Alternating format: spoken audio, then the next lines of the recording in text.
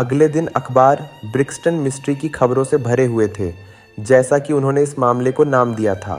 हर अखबार में इस घटना का लंबा विवरण था और कुछ में तो उस पर एडिटोरियल भी लिखा गया था। उनमें कुछ ऐसी जानकारियां थीं जो मेरे लिए नई थीं। मैंने इस मामले से जुड़े कई कटिंग्स अपने स्क्रैप बुक में संभाल कर रखे हुए हैं। उनमें से कुछ का संक्षिप्त रूप इस प्रकार है। डेली टेलीग्राफ ने लिखा कि क्राइम के इतिहास में बहुत कम ऐसी घटनाएं हुई हैं जिनमें इतने अजीब और रहस्यमय पहलू हों। मृतक का जर्मन नाम, किसी स्पष्ट मोटिव का न होना और दीवार पर लिखा हुआ डरावना शब्द, ये सब इस ओर इशारा करते हैं कि यह काम पॉलिटिकल रिफ्यूजीज़ या रिवॉल्यूशनिस्ट्स का हो सकता है। अमेरिका में सोशलिस्ट्स के कई ग्रुप्स हैं और संभव है कि मृतक ने उनके किसी गुप्त नियम का उल्लंघन किया हो और उसी के कारण उसे मार दिया गया हो। लेख में Vehmgericht, Aqua Tofana, Carbonari, Marchioness de Brinvilliers, Darwinian theory, Malthus के सिद्धांत और रेडक्लिफ हाईवे मर्डर्स का भी जिक्र किया गया और अंत में सरकार को चेतावनी दी गई कि इंग्लैंड में विदेशियों पर ज़्यादा कड़ी नज़र रखी जाए। स्टैंडर्ड अखबार ने इस बात पर जोर दिया कि इस तरह की लॉलेस घटनाएं अक्सर लिबरल सरकार के दौरान होती हैं। उनके अनुसार यह मैसिस के मन में अस्थिरता और अथॉरिटी के कमज़ोर होने का परिणाम है। मृतक एक अमेरिकन जेंटलमैन था जो कुछ हफ्तों से लंदन में रह रहा था। वह कैम्बरवेल के टोर्की टेरेस में मैडम शार्पेंटियर के बोर्डिंग हाउस में ठहरा हुआ था। उसके साथ उसका प्राइवेट सेक्रेटरी मिस्टर जोसेफ स्टैंगरसन भी था। दोनों ने मंगलवार 4 तारीख को अपनी लैंडलेडी को अलविदा कहा और ह्यूस्टन स्टेशन के लिए निकले, यह कहते हुए कि वे लिवरपूल एक्सप्रेस पकड़ेंगे। उन्हें प्लेटफॉर्म पर साथ देखा गया था। इसके बाद उनका कोई पता नहीं चला जब तक कि मिस्टर ड्राइवर की लाश ब्रिक्सटन रोड के एक खाली घर में नहीं मिली। वह वहां कैसे पहुंचा और उसकी मौत कैसे हुई, ये अब भी रहस्य बने हुए हैं। स्टैंगरसन का भी कोई पता नहीं है। अखबार ने यह भी बताया कि स्कॉटलैंड यार्ड के मिस्टर लेस्ट्रेट और मिस्टर ग्रेगसन दोनों इस मामले में लगे हुए हैं और उम्मीद है कि वे जल्द ही इस रहस्य पर रोशनी डालेंगे। डेली न्यूज़ ने भी इस क्राइम को पॉलिटिकल बताया। उनका कहना था कि कॉन्टिनेंटल गवर्नमेंट्स की डेस्पोटिज्म और लिबरलिज्म के प्रति नफरत ने कई लोगों को इंग्लैंड भागने पर मजबूर किया है। ये लोग अगर अपने अनुभवों से कटु न हुए होते तो अच्छे नागरिक बन सकते थे, लेकिन उनके बीच एक सख्त ऑनर कोड होता है और उसका उल्लंघन मौत से दंडित किया जाता है। उन्होंने स्टैंगरसन को ढूंढने और मृतक की आदतों के बारे में जानकारी इकट्ठा करने की बात कही। साथ ही उन्होंने यह भी लिखा कि बोर्डिंग हाउस का पता लग जाना एक बड़ी सफलता है जिसका पूरा श्रेय स्कॉटलैंड यार्ड के मिस्टर ग्रेगसन को जाता है। मैं और शेरलॉक होम्स ये सब खबरें नाश्ते के दौरान साथ पढ़ रहे थे। यह सब पढ़कर वह काफ़ी अम्यूज़ लग रहा था। मैंने तुमसे कहा था, उसने कहा, कि चाहे कुछ भी हो लेस्ट्रेट और ग्रेगसन अपना नाम ज़रूर बना लेंगे। यह तो इस बात पर निर्भर करता है कि आखिर में क्या होता है, मैंने कहा। अरे नहीं, वह बोला, उससे कोई फ़र्क नहीं पड़ता। अगर आदमी पकड़ा गया तो उनकी मेहनत का नतीजा होगा। अगर वह बच निकला तो भी उनकी कोशिशों के बावजूद हर हालत में वही जीतेंगे। Heads I win, tells you lose. जो भी करें फॉलोअर्स मिल ही जाते हैं। अनसो थ्रूव टूजो प्लस सोट की लदमीर। यह क्या है, मैंने अचानक पूछा, क्योंकि उसी समय हॉल और सीढ़ियों में कई कदमों की आवाज़ें सुनाई दीं और हमारी लैंडलेडी की झुंझलाहट भरी आवाज़ भी सुनाई दे रही थी। यह बेकर स्ट्रीट डिवीज़न की डिटेक्टिव पुलिस फोर्स है, मेरे साथी ने गंभीरता से कहा। और जैसे ही उसने यह कहा, कमरे में आधा दर्जन बेहद गंदे और फटेहाल सड़क के लड़के घुस आए, जैसे मैंने अपनी ज़िंदगी में कभी नहीं देखे थे। 6 गंदे और फटेहाल छोटे लड़के एक लाइन में खड़े थे, जैसे कोई बेढंगे पुतले हों। होल्म्स ने कहा, आगे से सिर्फ विगिन्स ही ऊपर रिपोर्ट देने आएगा, बाकी सब नीचे सड़क पर इंतज़ार करेंगे। मिला कुछ, विंग्स? नहीं साहब, कुछ नहीं मिला, एक लड़के ने जवाब दिया। मुझे उम्मीद भी नहीं थी, होम्स बोला, लेकिन जब तक मिलता नहीं तब तक लगे रहो। ये लो तुम्हारी मजदूरी। उसने हर एक को 1 शिलिंग दिया। अब जाओ और अगली बार बेहतर खबर लेकर आना। उसने हाथ से इशारा किया और वे सब चूहों की तरह भागते हुए नीचे उतर गए। अगले ही पल उनकी तीखी आवाज़ें सड़क से सुनाई देने लगीं। होम्स बोला, इन छोटे शैतानों में से एक से जितना काम निकल सकता है उतना पूरी पुलिस फोर्स के दर्जन भर लोगों से भी नहीं निकलता। किसी ऑफिशियल दिखने वाले आदमी को देखते ही लोग चुप हो जाते हैं, लेकिन ये लड़के हर जगह घुस जाते हैं, सब कुछ सुन लेते हैं और दिमाग से भी बहुत तेज़ है। बस इन्हें ऑर्गेनाइज करने की ज़रूरत है। क्या तुम इन्हें ब्रिक्सटन वाले केस में इस्तेमाल कर रहे हो? मैंने पूछा। हाँ, उसने कहा, एक ख़ास चीज़ पता करनी है, बस वक्त की बात है। ओह, अब तो खबर मिलने वाली है। देखो, ग्रेगसन आ रहा है। उसके चेहरे पर साफ लिखा है कि वह खुद को बहुत बड़ा विजेता समझ रहा है। सीधे यहीं आ रहा है। हाँ, रुक गया, लो आ गया।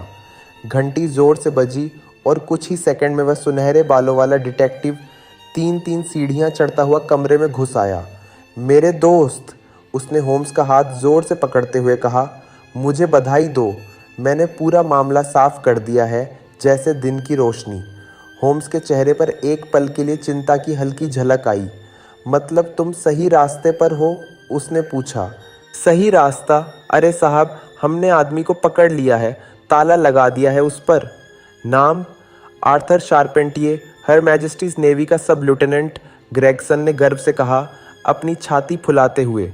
होम्स ने राहत की सांस ली और हल्की मुस्कान के साथ ढीला पड़ गया। बैठो और एक सिगार लो, उसने कहा। हमें जानना है तुमने यह कैसे किया। विस्की वाटर लोगे? हाँ, क्यों नहीं, ग्रिगन बोला। पिछले 2 दिनों में जो मेहनत की है उसने मुझे थका दिया है, शरीर से नहीं, दिमाग से। आप समझ सकते हैं मिस्टर शर्लक होम्स, क्योंकि हम दोनों ही दिमाग से काम करने वाले लोग हैं। आप मुझे ज़रूरत से ज़्यादा सम्मान दे रहे हैं, होम्स ने शांत स्वर में कहा। बताइए, आप इस नतीजे तक कैसे पहुँचे? ग्रेगसन आराम से कुर्सी पर बैठ गया, सिगार का कश लिया और अचानक अपनी जांघ पर हाथ मारकर हंस पड़ा। सबसे मज़ेदार बात तो यह है, वह बोला, कि वह बेवकूफ़ लेस्ट्राड पूरी तरह गलत रास्ते पर चला गया है।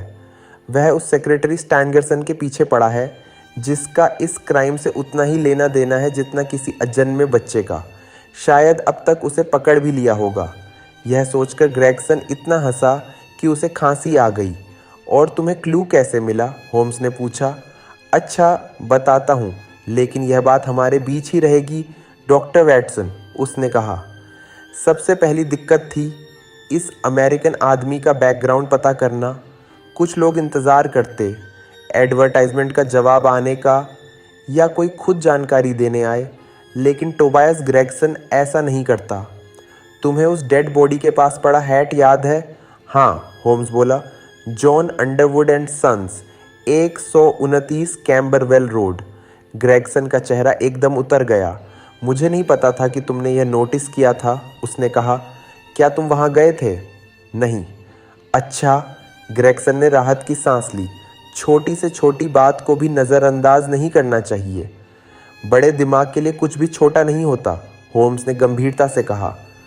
तो मैं अंडरवुड के पास गया, ग्रेगसन बोला, और पूछा कि क्या उसने ऐसा हैट बेचा था। उसने अपने रिकॉर्ड्स देखे और तुरंत मिल गया। उसने वह हैट मिस्टर ड्रेबर को बेचा था, जो शारपेंटिये के बोर्डिंग हाउस में रह रहा था, टोर्की टेरेस में। इस तरह मुझे उसका एड्रेस मिल गया। बहुत बढ़िया, बहुत ही बढ़िया, होम्स ने धीमे से कहा। फिर मैं मैडम शारपेंटिये के पास गया, ग्रेगसन आगे बोला। वह बहुत परेशान और पीली लग रही थी। उसकी बेटी भी वहीं थी। बहुत सुंदर लड़की है, लेकिन उसकी आंखें लाल थीं और होंठ कांप रहे थे। यह बात मेरी नज़र से नहीं बची। तभी मुझे शक हुआ। तुम जानते हो ना वह एहसास, मिस्टर शर्लक होम्स, जब तुम्हें सही सुराग मिल जाता है, एक तरह की सनसनी सी दौड़ जाती है नसों में। मैंने पूछा, क्या आपको अपने हाल ही में ठहरे हुए बॉर्डर मिस्टर इनोक जे. ड्राइवर की रहस्यमयी मौत के बारे में पता है? माँ ने सिर हिलाया, लेकिन वह कुछ बोल नहीं पा रही थी। बेटी फूट फूट कर रो पड़ी। मुझे और भी यकीन हो गया कि ये लोग इस मामले के बारे में कुछ जानते हैं। मैंने पूछा, मिस्टर ड्राइवर आपके घर से ट्रेन पकड़ने के लिए किस समय निकले थे? वह बोली, 8 बजे, और अपनी घबराहट दबाने की कोशिश करते हुए गला साफ किया। उनके सेक्रेटरी मिस्टर स्टैंगरसन ने कहा था कि 2 ट्रेनें हैं, एक 9:15 पर और एक 11 बजे। उन्हें पहली वाली पकड़नी थी। मैंने पूछा। और उसके बाद आपने उन्हें आखिरी बार तभी देखा था? जैसे ही मैंने यह सवाल पूछा, उस औरत के चेहरे पर भयानक बदलाव आ गया। उसका चेहरा बिल्कुल पीला पड़ गया। कुछ सेकंड तक वह बोल ही नहीं पाई। फिर किसी तरह उसके मुंह से हाँ निकला, वह भी एक अजीब, भारी और दबे हुए स्वर में। कुछ पल तक सन्नाटा रहा। फिर बेटी ने साफ और शांत आवाज़ में कहा, माँ, झूठ बोलने से कभी भलाई नहीं होती। हमें इस जेंटलमैन को सच बता देना चाहिए। हमने मिस्टर ड्रेबर को फिर से देखा था। भगवान तुम्हें माफ़ करे, मैडम शार्पेंटियर चिल्लाई, हाथ उठाकर कुर्सी पर गिरते हुए। तुमने अपने भाई को बर्बाद कर दिया। लड़की ने दृढ़ता से कहा। आर्थर खुद चाहता कि हम सच बोलें। मैंने कहा, अब बेहतर है कि आप सब कुछ साफ साफ बता दें। आधा सच सबसे खराब होता है, और वैसे भी आपको नहीं पता कि हमें पहले से कितना पता है। माँ बोली, जो भी हो एलिस, इसकी जिम्मेदारी तुम्हारे सिर पर होगी। फिर मेरी तरफ मुड़कर बोली, मैं आपको सब कुछ बताऊंगी सर। यह मत समझिए कि मैं अपने बेटे के लिए इसलिए डर रही हूँ कि उसने इस भयानक घटना में हिस्सा लिया होगा। वह पूरी तरह निर्दोष है, लेकिन मुझे डर है कि लोगों को और आपको ऐसा लग सकता है कि वह इसमें शामिल था। हालांकि यह नामुमकिन है। उसका चरित्र, उसका प्रोफेशन, उसका बैकग्राउंड सब इसके खिलाफ है। मैंने कहा, सब कुछ साफ साफ बता देना ही सबसे सही तरीका है। अगर आपका बेटा निर्दोष है तो उसे कोई नुकसान नहीं होगा। वह बोली, एलिस, शायद तुम हमें अकेला छोड़ दो। और उसकी बेटी कमरे से बाहर चली गई। फिर वह मेरी तरफ मुड़ी और बोली, अब सर, मेरा इरादा यह सब बताने का नहीं था, लेकिन अब जब मेरी बेटी ने शुरुआत कर दी है तो मेरे पास कोई और रास्ता नहीं है। अब मैं सब कुछ बताऊंगी, बिना कुछ छुपाए। मैंने कहा, यही सबसे समझदारी भरा फैसला है। वह बोली, मिस्टर ड्रेबर हमारे यहाँ करीब 3 हफ्ते से ठहरे हुए थे। वह और उनके सेक्रेटरी मिस्टर स्टैंगरसन यूरोप में ट्रैवल कर रहे थे। मैंने उनके ट्रंक्स पर कोपनहेगन का लेबल देखा था, जिससे पता चलता है कि वे वहीं से आए थे। स्टैंगरसन शांत और रिजर्व्ड आदमी था, लेकिन उसका मालिक, मुझे अफसोस के साथ कहना पड़ रहा है, पूरी तरह उल्टा था। उसकी आदतें बहुत ख़राब थीं और उसका व्यवहार बेहद अशिष्ट था। जिस रात वह आया, उसी रात वह बुरी तरह नशे में था, और सच कहूँ तो दोपहर के बाद वह शायद ही कभी होश में रहता था। घर की नौकरानियों के साथ उसका व्यवहार बेहद बेहुदा था, लेकिन सबसे बुरा, उसने मेरी बेटी एलिस के साथ भी वैसा ही व्यवहार शुरू कर दिया। उसने उससे कई बार ऐसी बातें की जिनका मतलब वह मासूम लड़की समझ भी नहीं पाती थी। एक बार तो उसने उसे अपनी बाहों में पकड़कर ज़बरदस्ती गले लगा लिया। यह देखकर उसके अपने सेक्रेटरी ने भी उसे डांटा। मैंने पूछा, लेकिन आपने उसे घर से निकाल क्यों नहीं दिया? आप चाहें तो बोर्डर्स को निकाल सकती थी। वह थोड़ा शर्मिंदा होकर बोली, काश मैंने पहले ही दिन उसे निकाल दिया होता, लेकिन लालच था। वे दोनों 1-1 पाउंड रोज़ देते थे, यानी हफ्ते के 14 पाउंड। और यह सीज़न भी धीमा था। मैं एक विडो हूँ और मेरा बेटा नेवी में है। उस पर बहुत खर्च हुआ है। मैं पैसे छोड़ना नहीं चाहती थी, लेकिन ये आखिरी घटना बहुत ज़्यादा थी, इसीलिए मैंने उसे जाने के लिए कह दिया। यही वजह थी कि वह गया। मैंने कहा, फिर? वह बोली, जब मैंने उसे जाते हुए देखा तो मेरे दिल से बोझ उतर गया। मेरा बेटा आर्थर छुट्टी पर घर पर था, लेकिन मैंने उसे कुछ नहीं बताया, क्योंकि उसका स्वभाव बहुत गुस्से वाला है और वह अपनी बहन से बहुत प्यार करता है। जब मैंने दरवाज़ा बंद किया तो लगा जैसे सब खत्म हो गया, लेकिन 1 घंटे के अंदर ही घंटी बजी और मुझे पता चला कि मिस्टर ड्रेबर वापस आ गया है। वह बहुत उत्तेजित था और पहले से ज़्यादा नशे में था। वह ज़बरदस्ती कमरे में घुस आया जहां मैं और मेरी बेटी बैठे थे। उसने कुछ बड़बड़ाया कि उसकी ट्रेन छूट गई। फिर वह एलिस की तरफ मुड़ा और मेरी आंखों के सामने उससे कहा कि वह उसके साथ भाग चले। उसने कहा, तुम बालिग हो, कोई तुम्हें रोक नहीं सकता। मेरे पास बहुत पैसा है। इस बूढ़ी औरत की परवाह मत करो, मेरे साथ चलो, तुम्हें रानी की तरह रखूँगा। बेचारी एलिस डर के मारे पीछे हट गई, लेकिन उसने उसका हाथ पकड़ लिया और उसे दरवाजे की तरफ खींचने लगा। मैं चीखी और उसी समय मेरा बेटा आर्थर कमरे में आया। उसके बाद क्या हुआ मुझे नहीं पता। मुझे सिर्फ गालियों की आवाज़ और धक्का मुक्की की आवाज़ सुनाई दी। मैं इतनी डर गई थी कि सिर भी नहीं उठा पाई। जब मैंने ऊपर देखा तो आर्थर दरवाजे पर खड़ा था, हाथ में स्टिक थी और वह हंस रहा था। उसने कहा, मुझे नहीं लगता कि वह आदमी अब हमें परेशान करेगा। मैं बस जाकर देखता हूँ कि वह कहाँ जाता है। यह कहकर वह टोपी पहनकर बाहर चला गया और अगली सुबह हमें मिस्टर ड्रेबर की रहस्यमयी मौत की खबर मिली। यह बयान मिसेस शारपेंटियर ने कई रुक रुक कर हाँफते हुए दिया। कई बार तो वह इतनी धीमी आवाज़ में बोल रही थी कि मुझे उसके शब्द मुश्किल से सुनाई दे रहे थे।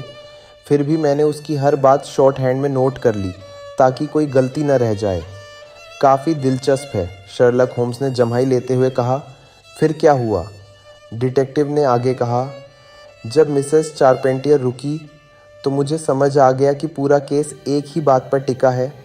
मैंने उसकी आंखों में सीधे देखते हुए, जैसा कि मैं औरतों के साथ अक्सर करता हूँ, उससे पूछा कि उसका बेटा किस समय वापस आया। मुझे नहीं पता, उसने जवाब दिया। नहीं पता? नहीं, उसके पास लैच की है, वह खुद अंदर आ गया होगा। जब आप सोने जा चुकी थीं उसके बाद? हाँ। आप किस समय सोई थीं? लगभग 11 बजे। तो आपका बेटा कम से कम 2 घंटे बाहर था? हाँ। संभव है 4 या 5 घंटे। हाँ। उस दौरान वह क्या कर रहा था? मुझे नहीं पता, उसने कहा और उसका चेहरा एकदम सफ़ेद पड़ गया। इसके बाद, डिटेक्टिव बोला, कुछ और करने को बचा ही नहीं था। मैंने पता लगाया कि लेफ्टिनेंट शारपेंटियर कहाँ है। 2 ऑफिसर्स को साथ लिया और उसे गिरफ्तार कर लिया। जब मैंने उसके कंधे पर हाथ रखकर कहा कि हमारे साथ शांति से चले, तो उसने बिल्कुल बेखौफ होकर कहा, मुझे लगता है आप मुझे उस कमीने ड्रेबर की मौत के मामले में गिरफ्तार कर रहे हैं। हमने उससे अभी तक कुछ भी नहीं कहा था, इसलिए उसका खुद यह बात कहना बहुत सस्पिशियस लगा। बिल्कुल, होम्स ने कहा। डिटेक्टिव आगे बोला, उसके हाथ में वही भारी स्टिक थी जिसका उसकी माँ ने जिक्र किया था, एक मजबूत ओक का डंडा। होम्स ने पूछा, तो तुम्हारी थ्योरी क्या है? डिटेक्टिव बोला, मेरी थ्योरी ये है कि वह ड्राइवर का पीछा करते हुए ब्रिक्सटन रोड तक गया। वहाँ दोनों के बीच फिर झगड़ा हुआ। उसी दौरान शारपेंटियर ने उसे स्टिक से मारा, शायद पेट में, जिससे उसकी मौत हो गई, बिना कोई निशान छोड़े। रात बहुत ख़राब थी, कोई आसपास नहीं था, इसलिए शारपेंटियर ने लाश को घसीटकर उस खाली घर में डाल दिया। जहाँ तक कैंडल, खून, दीवार पर लिखावट और रिंग का सवाल है, ये सब पुलिस को गुमराह करने के लिए किए गए ट्रिक्स हो सकते हैं। बहुत बढ़िया, होम्स ने उत्साह बढ़ाते हुए कहा। सच में ग्रेगसन, तुम प्रोग्रेस कर रहे हो, तुमसे कुछ बन सकता है। डिटेक्टिव गर्व से बोला, मुझे लगता है मैंने यह केस काफ़ी नीटली सॉल्व किया है। उस लड़के ने खुद बयान दिया कि वह ड्राइवर का पीछा कर रहा था, लेकिन ड्राइवर ने उसे देख लिया और भागने के लिए कैब ले ली। घर लौटते वक्त वह एक पुराने शिपमेट से मिला और उसके साथ काफ़ी देर तक घूमता रहा, लेकिन जब उसे पूछा गया कि वह आदमी कहाँ रहता है तो वह कोई सही जवाब नहीं दे पाया। मुझे लगता है पूरा केस परफेक्टली फिट बैठता है, और मज़ेदार बात यह है कि लेस्ट्राड गलत दिशा में भागा हुआ है। वह सेक्रेटरी स्टैंगरसन के पीछे पड़ा है, जिसका इस मामले से कोई लेना देना ही नहीं। वह हंस ही रहा था कि अचानक बोला, अरे ये तो वही आदमी है। दरवाज़ा खुला और सच में लेस्ट्राड अंदर आया, लेकिन इस बार उसकी यूजुअल कॉन्फिडेंस और स्मार्टनेस गायब थी। उसका चेहरा परेशान था, कपड़े अस्त व्यस्त थे, साफ लग रहा था कि वह किसी मुश्किल में है।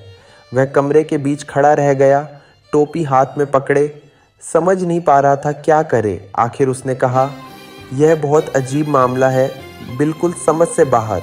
ग्रेगसन तुरंत बोला, अच्छा मिस्टर लेस्ट्राड, आपको भी अब ऐसा लगने लगा? मैंने कहा था ना, क्या आपने सेक्रेटरी मिस्टर जोसेफ स्टैंगरसन को ढूंढ लिया? लेस्ट्रेड ने गंभीर आवाज़ में कहा, सेक्रेटरी मिस्टर जोसेफ स्टैंगरसन आज सुबह करीब 6 बजे हैलीडेज प्राइवेट होटल में मारा गया है।